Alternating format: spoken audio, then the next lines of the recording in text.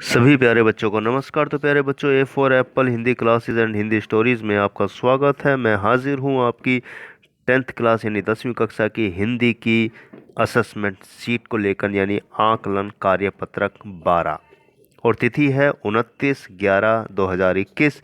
तो प्यारे बच्चों, जो आज की वर्कशीट है वो खेती से संबंधित है, फसलों से संबंधित है, और बहुत सारी महत्वपूर्ण बातें इस पैराग्राफ में बताई गई है।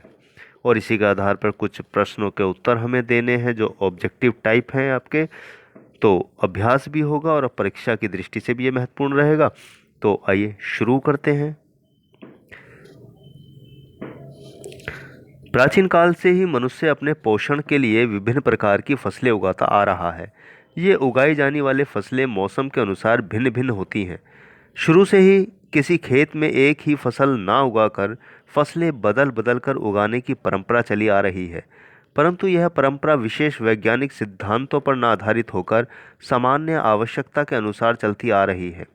परंतु आज नए नए अनुभव एवं अनुसंधानों के आधार पर यह जान लिया गया है कि लगातार एक ही फसल को उगाने से उत्पादन में कमी आ जाती है। तो एक खास बात है कि जब हम एक ही तरह की फसलें उगाते हैं तो इससे उत्पादन में कमी आ जाती है। इस उत्पादकता को बनाए रखने के लिए फसल चक्र सिद्धांत बनाया गया, यानी कि प्रोडक्शन रहे ठीक, इसलिए फसल चक्र सिद्धांत को बनाया गया। किसी निश्चित क्षेत्रफल पर निश्चित अवधि के लिए भूमि की उर्वरता को बनाए रखने के उद्देश्य से फसलों को अदल बदल कर उगाने की प्रक्रिया को फसल चक्र कहा जाता है। तो फसल चक्र किसे कहा जाता है कि भूमि की जो उर्वरता है, तो इसमें फसलों को अदल बदल कर जब उगाते हैं तो उसी को हम फसल चक्र कहते हैं। अर्थात किसी निश्चित क्षेत्र में एक नियत अवधि में फसलों को इस क्रम में उगाया जाना कि भूमि की उर्वरता शक्ति को का कम से कम ह्रास यानी कि नुकसान हो, फसल चक्र कहलाता है। वर्तमान समय में खेती में उत्पादन एवं उत्पादकता में ठहराव या कमी आने के कारणों का वैज्ञानिक अध्ययन किया जाए तो निश्चित ही ज्ञात होता है कि इसमें फसल चक्र सिद्धांत का न अपनाया जाना भी एक महत्वपूर्ण कारण है। क्योंकि हम अपने फायदे के लिए बहुत सारी चीज़ों को नुकसान पहुंचाते जा रहे हैं जो भविष्य की दृष्टि से हमारे लिए खतरनाक है।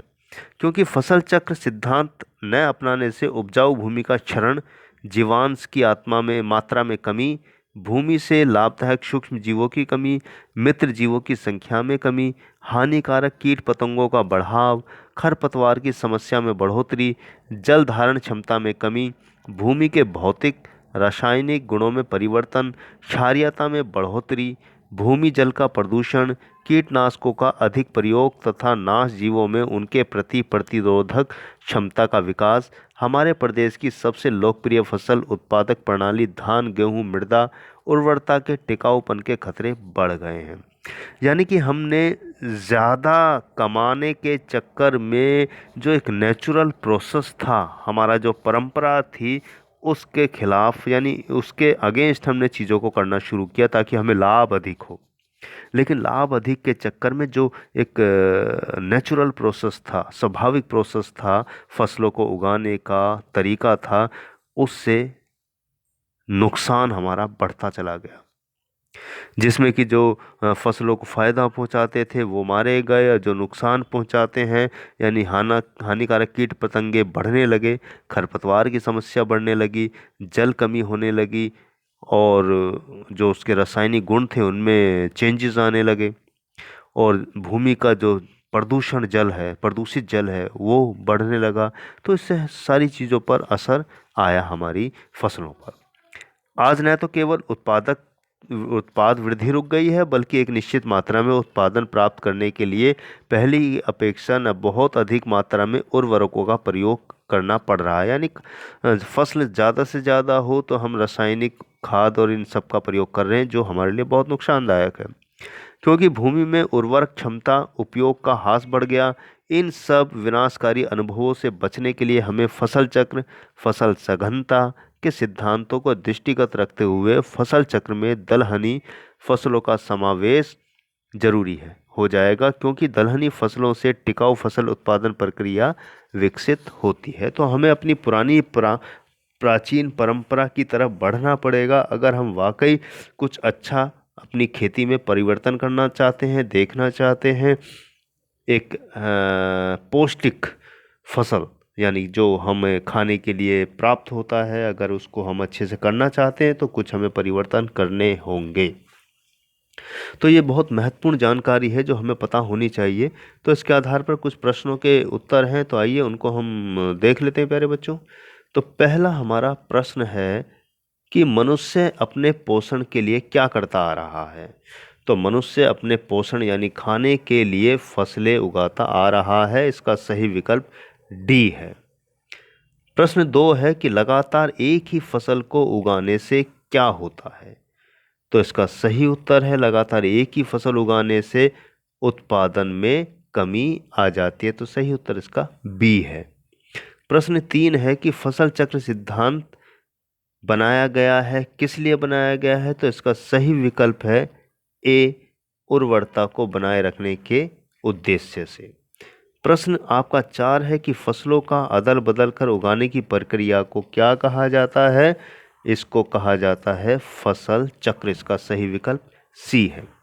प्रश्न 5 है कि वर्तमान समय में खेती में उत्पादन में ठहराव या कमी आने के क्या कारण हैं। तो इसका सही विकल्प जो है बी है, फसल चक्र का ना अपनाया जाना। प्रश्न 6 है कि हमारे देश का मौसम इसका विभिन्नता से भरा हुआ है। 7वां हमारा प्रश्न है प्यारे बच्चों, एक निश्चित मात्रा में उत्पादन प्राप्त करने के लिए आज क्या हो रहा है। एक निश्चित मात्रा में उत्पादन प्राप्त करने के लिए अधिक मात्रा में उर्वरकों का यानी रासायनिक इस तरह के खादों का प्रयोग किया जा रहा है जो हमारे लिए बहुत नुकसानदायक है। प्रश्न 8 है कि जिन फसलों से एक टिकाऊ फसल उत्पादन प्रक्रिया विकसित होती है वो क्या है। तो इसका सही विकल्प है बी, दलहन। 9वां है समावेश शब्द में उपयुक्त प्रयोग उपसर्ग और मूल शब्द हमें बताना है। तो सम जमा आवेश, इसका सही विकल्प सी है। 10वां और अंतिम प्रश्न आपका है कि विकसित शब्द में प्रयुक्त मूल शब्द और प्रत्यय हमें बताना है।